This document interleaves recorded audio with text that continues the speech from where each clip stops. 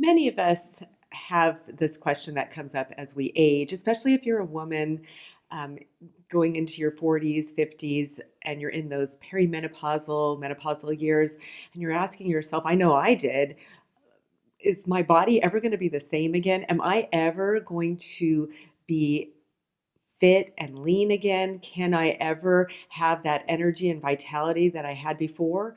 Well, I am here to tell you that even though there's all sorts of hormonal changes taking place in your body, yes, you can be vital, and yes, you can be lean and fit.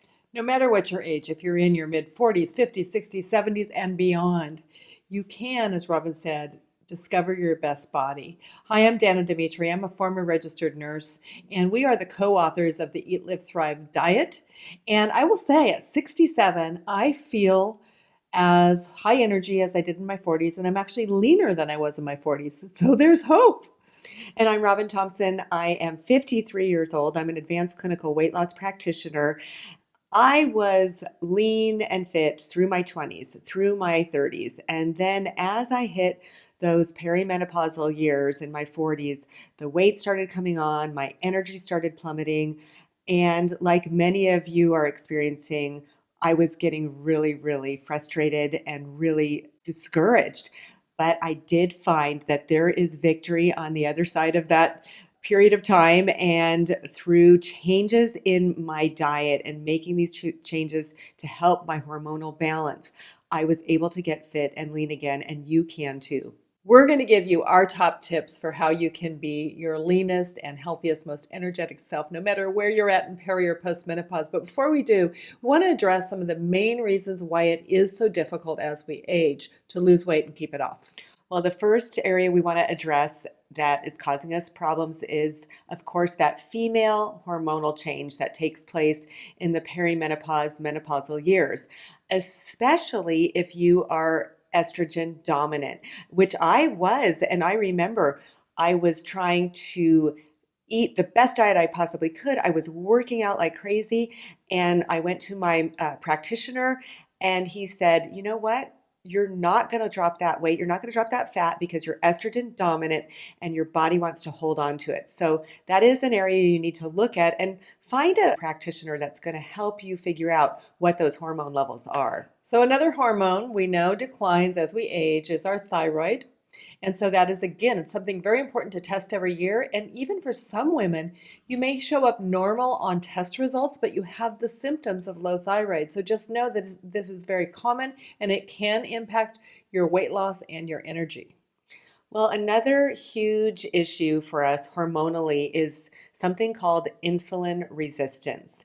And it really is an epidemic, becoming an epidemic in our country. And just so you know, it is the precursor to diabetes. So it's very serious. But insulin resistance is when your body takes in carbohydrates, and what it should be doing is converting those carbohydrates into sugars and storing into the cells for energy and fuel. But if you become insulin resistant, your body is going to not be efficient with those carbohydrates, and it's going to take many of those that it can't store for fuel, and it's going to convert it into fat, the thing we do not want to happen. And it, especially as we age, likes to store it right around the middle, the most unhealthy place to store it. Well, in addition to these hormonal changes, and there are so many, we know that our metabolism declines as we age because our muscle mass declines. And so certainly staying active is a really important part of this. And we're not going to talk about fitness today, but I do want to say that if you are a woman 45 plus, 50, 60, 70, you need activity every day. You need a combination of some strength training, aerobic, cardiovascular training, as well as stretching every day, ideally to keep that metabolism burning. Yes.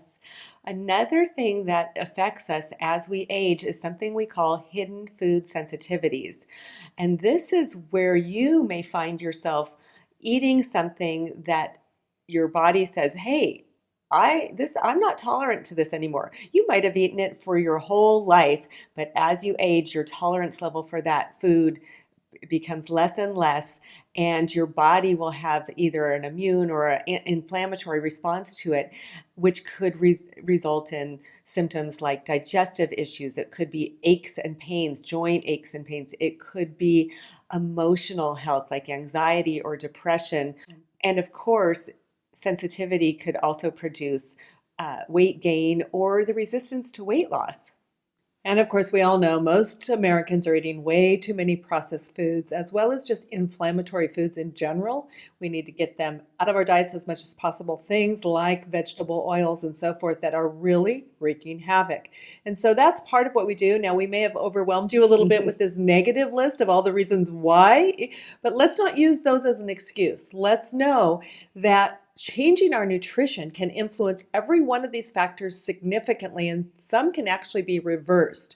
So let's dig into our approach to help women rev up their midlife metabolisms no matter what's going on with their hormones. We recommend for mature women to address these issues our three-phase Eat, Live, Thrive diet approach, and also include for many of you a gentler approach to intermittent fasting. What we like to do is see you cycle through these three phases throughout the year, landing mostly in what we call the lifestyle phase and finding your very specific eating plan that will serve you well for a lifetime. Deanna mentioned intermittent fasting, and our version of intermittent fasting is called the Eat, Live, Thrive eating cycle. It's a little bit kinder, a little gentler approach to intermittent fasting. And if you're not familiar with intermittent fasting, it's basically eating your food for the day in a shorter window period. Maybe it's 8 hours, maybe it's 10 hours, and fasting for the other period of time. So some of the benefits of intermittent fasting, first and foremost, is calorie reduction. You're typically eating less calories, so it's easier to drop a few pounds just by dropping your caloric intake, increasing your metabolism. Also, giving your body a metabolic break. When you are not eating and digesting, it gives your body a time to regenerate. As well as what I really like about the fasting is it helps with discipline. It really actually can help curb hunger as well as cravings. One of the things that we know can be a downside is because it is a form of stress on your body. For some women, if you're experiencing adrenal fatigue, if you are seeing that your cortisol levels are high and maybe on your annual blood work, you want to be extra careful because it is a form of stress on your body. So we really do recommend that you start very slow, let your body adapt, and listen to your body. Be especially careful if you've got that kind of adrenal fatigue going on. With our ELT eating cycle, we recommend starting with a 12 to 13 hour fast. Most people can do this pretty easily. You stop eating at say 7 o'clock at night, and then you don't resume eating again till 7 a.m. Next, if you feel like you're doing okay with the 12 to 13 hours, you can choose to extend those fasting periods for maybe an hour or two additional. So 14, 15, even 16 hours, and do that maybe 2 to 3 days a week. Now, this is not a strict rule of yours to follow that you have to hit those time frames every day that you set out. If you're not feeling well and you set out to do 16 hours and you're at 14 hours and you don't feel good, stop. Go ahead and break your fast right then. The other thing we recommend is encouraging you to do more of your fasting in the evening. So stopping your eating at least 3 hours before you go to bed at night. So let's get to our nutritional recommendations. The three phases of the Eat, Live, Thrive diet will really serve you well. The first phase is called elimination. And so clearly, as the name suggests, you're going to eliminate some foods. We've designed the elimination phase in 3 levels because we want to make it so simple that you have no excuses not to start immediately. And level 1 is simply eliminating all grains and all added sugar for 14 days, not forever. Just for 14 days. And this is going to give your body an opportunity to take a break from so many processed foods because we know so many of those include grains and sugar. Not to mention, Deanna, that grains and sugar can contribute to different hormonal imbalances. Absolutely. In level 2, we're going to notch it up again. We're going to eliminate some other foods to include beans and legumes, nuts, and dairy. This is an opportunity again to test some of what we call the most common food culprits that are holding you back from weight loss and causing other issues in your body. You don't know without taking them out what they're doing. Level 3 takes us to the highest level, and it includes kind of a cleansing detox component. We're also going to eliminate coffee, soy, and for the last 4 days, eggs. Now, keep in mind again, this is only for 14 days. And I know coffee, it may have got you all freaked out, but the truth of the matter is, if you can give your body a break from caffeine, you're going to find out how you do react to that. In fact, it may be a cortisol stimulant for you that is wreaking havoc with that fat around the middle. 14 days will give your body a chance to really rest from some of the foods that may be causing food sensitivity. And then it moves us into Robin's favorite phase. My favorite phase, 2, discovery phase. I love this because this is your opportunity to really find out which foods are wreaking havoc in your body. So this is when you're going to reintroduce the foods that you eliminated. You'll do it one at a time, one food at a time. You eat it a couple times a day over a 3-day period. And we like you to use some of our worksheets that we make available so that you can journal what's happening with your body. You're looking for different types of symptoms, sensitivity symptoms we call that, such as joint aches and pains, digestive disturbances, skin issues, headaches, emotions, and to include menopausal, perimenopausal emotional state and hot flashes, those type of hormonal changes. There's all sorts of things to look for. And of course, weight gain is something to be looking for as well. So after you have tested these foods, now you know from a true personal individual standpoint which foods that you can add back in on a regular basis and which foods you're probably going to want to keep out of your diet for the most part. And when I say for the most part, Dan will talk a little bit more about that in the next phase.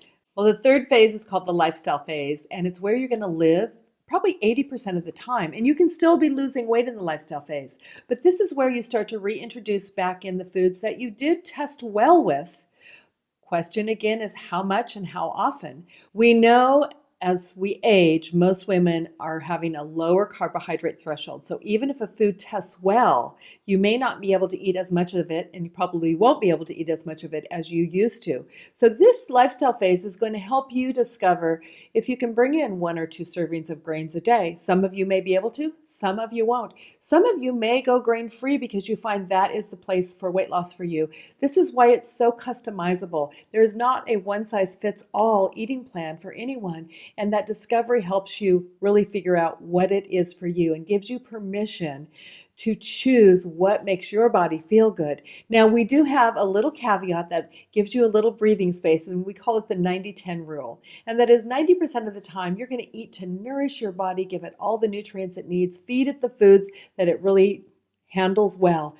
But there's room for 10% fun food now and then. So in those 10%, you might have your favorite dessert of all time, your thick deep dish pizza, but that's something you're going to do on occasion. And when your body is really, really purified and cleansed and you have been eating clean, you're not going to enjoy the effects as much, and that 10% will probably stay 10% or less. So now that we've shared with you an approach to help you figure out what is going to work for your body, what foods are best for you, what foods are best to take out for the most part, now it's time to figure out how are you going to get yourself to do it. Yes, because knowing what to do is not enough. Doing it consistently is where you get results. So one of the things we do in Eat, Live, Thrive Diet is we dedicate a whole chapter to helping you change your mindset. But here for this video, just a couple quick tips. 1, ask yourself, what do I believe? Because there's a cliche that says you are what you think, and the cliche is true. So the most dominant thoughts in our brain actually win. Are you thinking I can change my habits? Are you thinking I can lose weight? If you're not, those thoughts are sabotaging you, but we can rewire our neuron pathways to a new automatic pilot by telling ourselves what we want to believe, that new healthier thought. When you do that every day, day after day, week after week, month after month, you literally can change both your emotions as well as your behavior. Couple that with this new eating plan because you've discovered what foods work for you, and you have a recipe for success.